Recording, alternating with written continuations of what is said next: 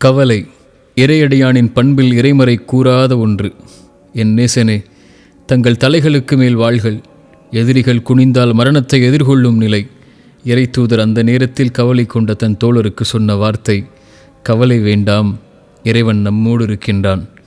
இறைத்தூதர் மூசா, முன்னால் கடல், பின்னால் எதிரிகள், உடனிருந்தவர்களின் வார்த்தை, கைவிடப்பட்டு விட்டோம் மூசா. இறைத்தூதர் மூசா கூறினார், ஒருபோதுமல்ல, என் இறைவன் என்னோடு இருக்கிறான், அவன் எனக்கு வழிகாட்டுவான். என் நேசனே, இவர்களின் இந்த ஆழமான நம்பிக்கைக்கு அடித்தளம் இந்த 3 கேள்விகளின் பதிலை கொண்டு மட்டும்தான். முதல் கேள்வி, நம் சிரமத்தின் இந்த நிலையை இறைவன் அறிந்தவனா இல்லையா? ஆம், அறிந்தவன். இது அவனின் நாட்டமா இல்லையா? ஆம், அவனின் நாட்டம்தான். இதை நீக்க அவன் சக்தி பெற்றவனா இல்லையா? ஆம், அவன்தான் முழுவதுமான சக்தி பெற்றவன்.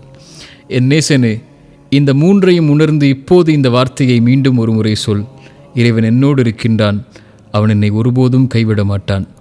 இந்த உணர்வின் வார்த்தை தான் இறைத்தூதரை குகையின் இருள்களில் பாதுகாத்தது, மூசா நபியை கடலை பிளக்க வைத்தது.